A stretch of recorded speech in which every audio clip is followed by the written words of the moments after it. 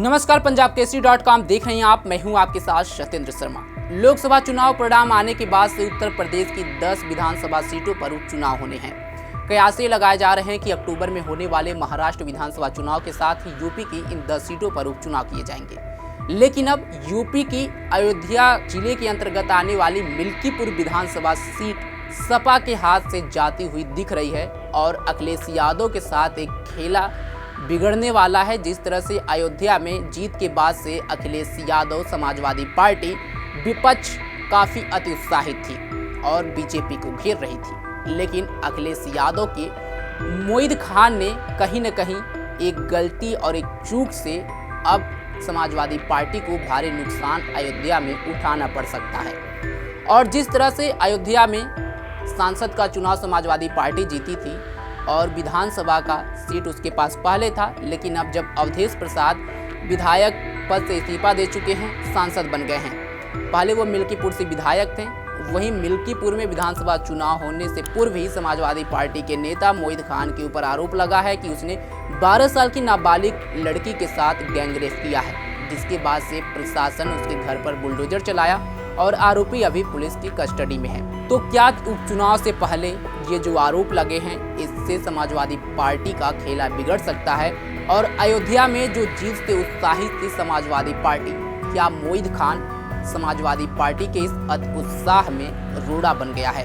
क्या अखिलेश यादव का जो सपना था 10 में से 10 सीट जीतने का, तो क्या अयोध्या में वो अधूरा हो जाएगा? और जो अयोध्या सीट समाजवादी पार्टी के पास थी, वो इस उपचुनाव में क्या खिसक जाएगी और क्या ये बीजेपी के पास चली जाएगी? हालिया में लोकसभा जो चुनाव हुआ था, उसमें बीजेपी को करारी हार अयोध्या में देखने को मिली थी, जिसके बाद से विपक्ष लगातार बीजेपी पर तंज कस रहा था। जिस तरह से राम मंदिर का जिक्र था, बीजेपी भगवान राम के नाम पर वोट मांग रही थी और जो विकास हुआ था उस पर वोट मांग रही थी। लेकिन जब रिजल्ट आया तो काफ़ी चौंकाने वाले आए। किसी को यकीन नहीं हुआ कि बीजेपी अयोध्या में हार सकती है, क्योंकि बीजेपी की शुरू की राजनीति देखा जाए तो भगवान राम के नाम से राजनीति शुरू की थी। 1992 हो, 1990 हो, या जितने भी चुनाव आए, भगवान राम के मंदिर को लेकर के थी। लेकिन जब 22 जनवरी 2024 को राम मंदिर की प्राण प्रतिष्ठा हो गई, भगवान राम लला टेंट से उठ करके भव्य मंदिर में विराजमान हो गए, तो ये लगा कि इस बार 2024 में कुछ बड़ा होगा। लेकिन एनडीए 300 का आंकड़ा पार नहीं कर पाई, बीजेपी 250 का आंकड़ा के लिए नहीं पार कर पाई, तो वहीं अयोध्या में बीजेपी की करारी हार हुई। अब उपचुनाव होने हैं।